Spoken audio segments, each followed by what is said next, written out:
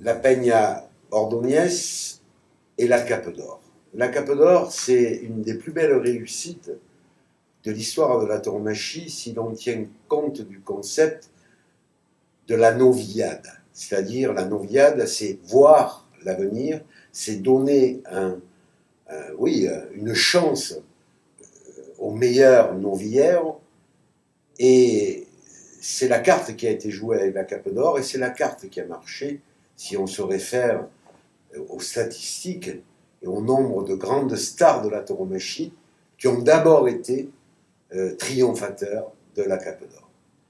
Être ici avec vous et parler de la Cape d'Or, de la Peña Antonio Ordóñez, ça bouge en moi, dans mon esprit, dans mon cœur, dans ma sensibilité, bien tout simplement toute une vie de Nîmois, toute une vie d'aficionado et toute une vie de professionnel de la corrida.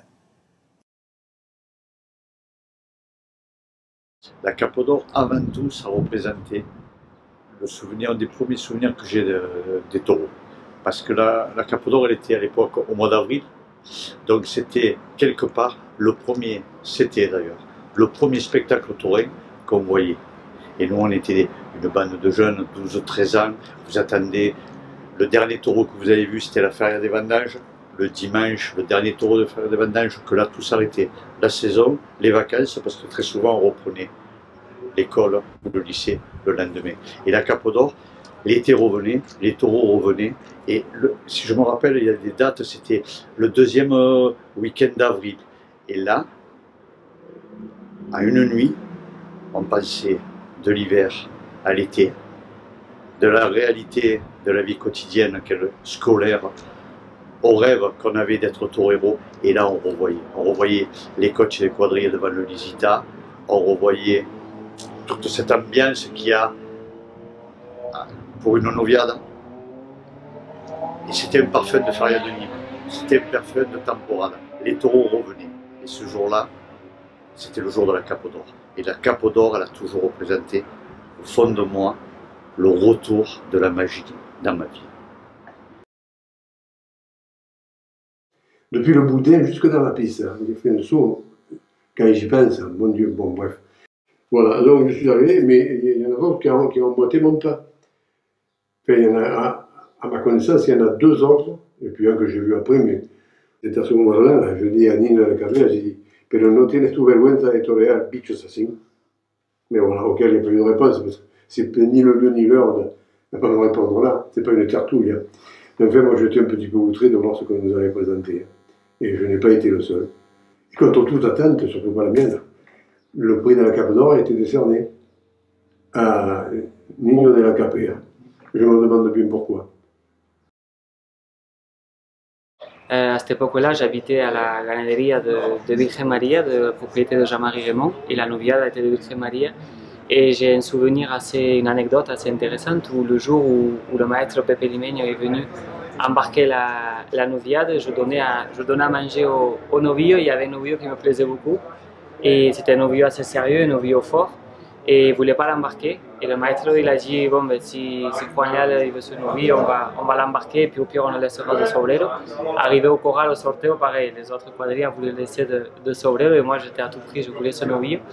Et j'ai eu la chance que le novillo est rentré dans la novillade, c'est moi qui l'ai tiré au sort, et ça a été le novillo qui m'a permis de couper les 2 oreilles lors de cette Cape d'Or. Donc c'est une anecdote importante et un bon feeling depuis ce jour-là où que j'ai commencé avec Pepe Limeño. Qu'en paz descanse.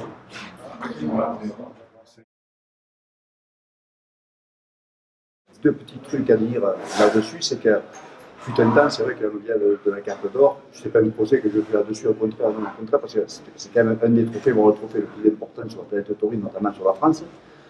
Et ce qui me chagrine un petit peu, c'est que dans les années 70, début 80, c'était une novillade qui était très importante, puisqu'elle se montait en début de saison.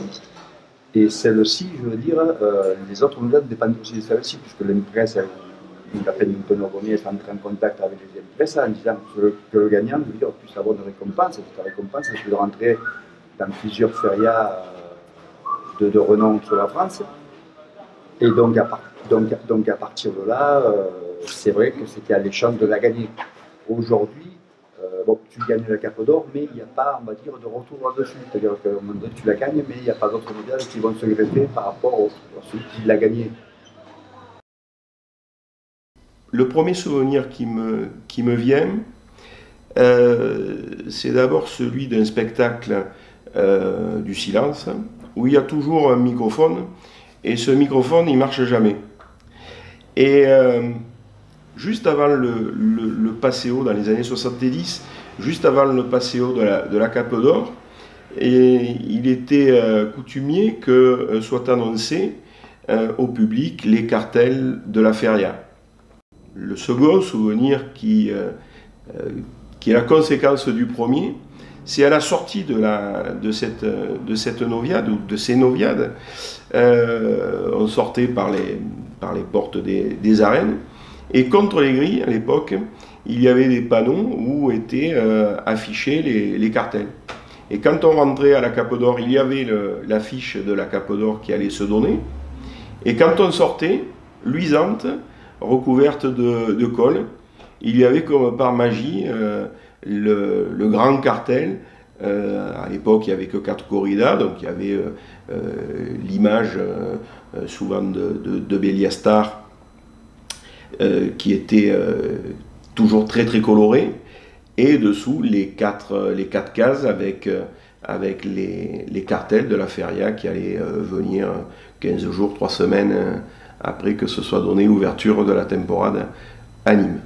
C'est ça le souvenir pour moi de la Cape d'Or, un peu sensuel, de ce grésillement de la mégaphonie des arènes, et ce côté un peu brillant de la colle sur les affiches de la feria quand on partait.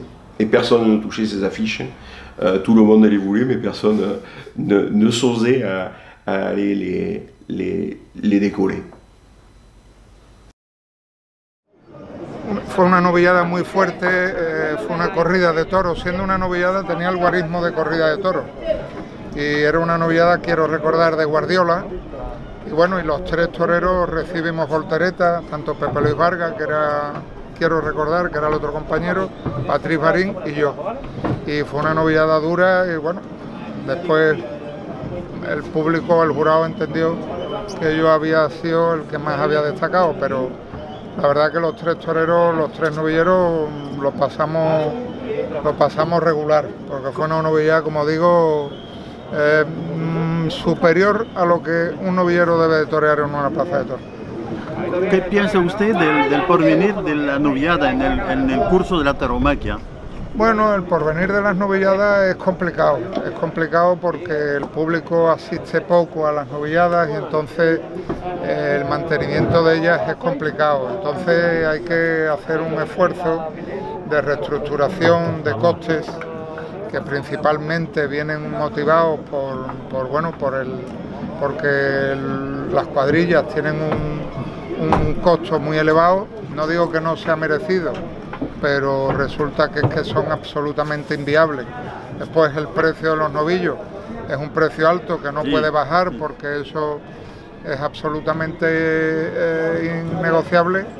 Y después, bueno, intentar que haya beneficios en corridas de toros para obligar a los empresarios a que den novilladas por lo menos antes de la feria, incluidas en la feria, o sea, hacer un ejercicio de compensación para que el futuro de la fiesta el futuro de la fiesta está en las novilladas.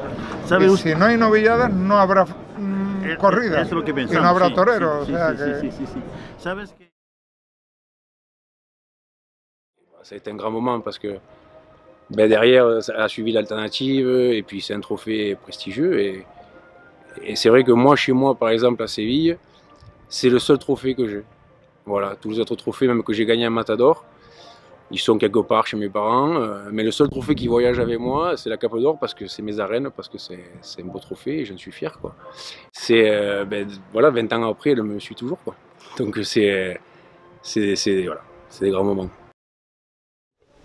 Pour moi, la Cape d'Or, c'est 2 noms. C'est Adrien Gauthier d'Issolter, qui a été l'un des fondateurs de cette Cape d'Or, président du jury, et Gilbert Copes, qui est une figure emblématique de la peigne Antonio Ordóñez, ces deux personnes ont marqué beaucoup ce club et ce trophée-là. Et puis j'ai eu la chance, à titre personnel, à présider une corrida, une noviade de la Cape d'Or, être commenté dans la revue Toros la Cape d'Or et être un jury en 1999 de la Cape d'Or. Donc je crois que j'ai vu les trois facettes de cette Cape d'Or, donc qui est, j'allais dire, le trophée le plus important pour les novières en France. Oui, puis l'importance de la Cape d'Or dans ces années-là, c'était qu'elle était déjà détachée de la feria de Nîmes. Et pour un jeune novillero, il est certain que lorsque ça se passait bien ce jour-là, c'était une temporada qui s'annonçait, parce qu'il y avait tous enfin, pas tous, mais pas mal d'impresses du sud-ouest qui venaient voir la Cape d'Or. Au mois d'avril, c'était vraiment l'ouverture de la temporada. En 84, c'était un autre contexte. Je ressortais donc de ce grave coup de corne de Bayonne. Était présent avec moi ce jour-là Lucio Sandin, qui la même année que moi avait pris un grave coup de corne dans l'œil à Séville. Et donc oui, là,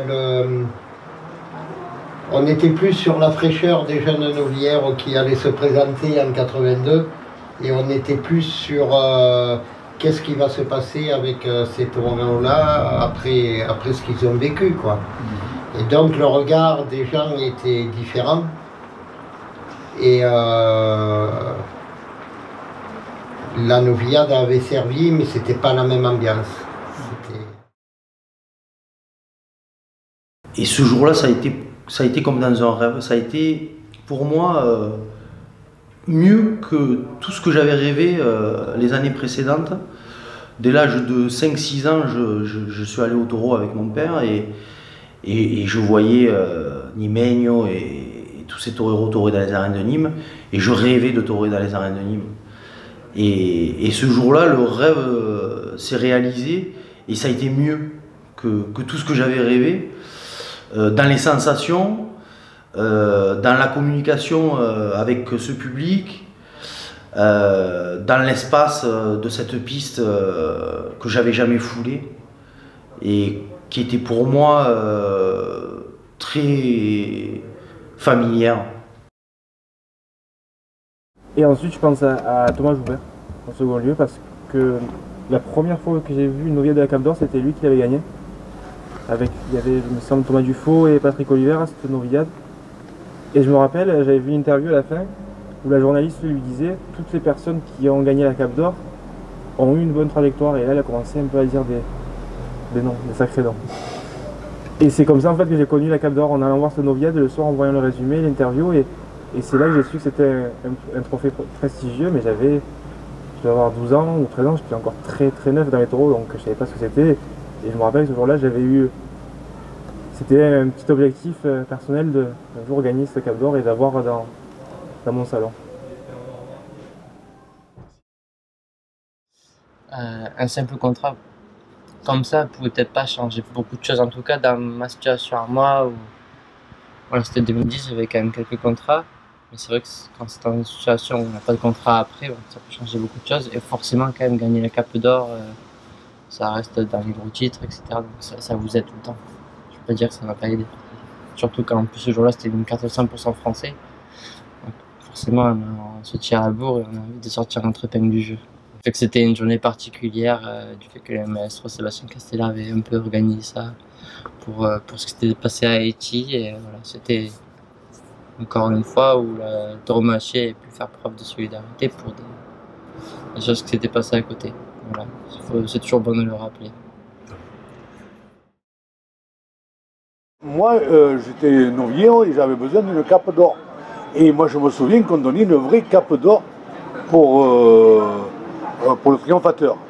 Alors j'étais content, je dis ça y est, au moins je vais avoir une cape d'or neuve. Et puis on me dit non, la cape d'or n'a pas, d'ailleurs, comment ça a changé. Enfin, c'était Coppens à ce moment-là qui était président. Je n'ai pas très bien compris ce qu'il a voulu dire, pour quelle raison il n'y avait pas de cape d'or. Une vraie cape d'or, une vraie cape de Paseo. Et j'ai dit, bon, mais écoutez, voilà. Et un jour, on m'appelle et dit, voilà, et nous avons fait effectivement une réception dans un endroit, je ne me rappelle plus, dans un mas ou dans un machin, je ne me rappelle plus où c'était. Et donc on va te remettre le trophée. Bon, mais écoute, j'y vais là-bas, naturellement, et quand j'arrive, on me donne une médaille. J'ai dit, bon, mais c'est très bien, merci, mais j'étais énormément déçu parce que je pensais avoir cette cape que je désirais tant parce que j'en avais besoin. Et malheureusement, j'étais peut-être le seul torero qui n'a pas eu. Enfin, le premier torero qui a été triomphateur sans avoir de cape. Alors que j'en avais énormément besoin, voilà. C'est ça la déception de cette cape. Et puis le temps passe, et puis un jour, je crois que j'étais plus torero, j'avais arrêté. Et on me dit, ben écoute, cette cape d'or, officiellement, tu n'as pas gagné. On t'a récompensé du meilleur novillo, qu'on reconnaît, mais on ne t'a pas donné la cape d'or. Ah, j'ai dit, ben alors je comprends très bien pour quelle raison je n'ai pas eu cette cape d'or. C'est parce qu'officiellement, je ne l'ai pas gagnée. Tu vois. Et donc, voilà. Et donc, ça a été une petite déception. Mais bon, je n'ai pas très bien compris pour quelle raison, mais voilà. L'histoire, elle est faite comme ça, et l'anecdote, elle est sympathique et belle. Tu vois.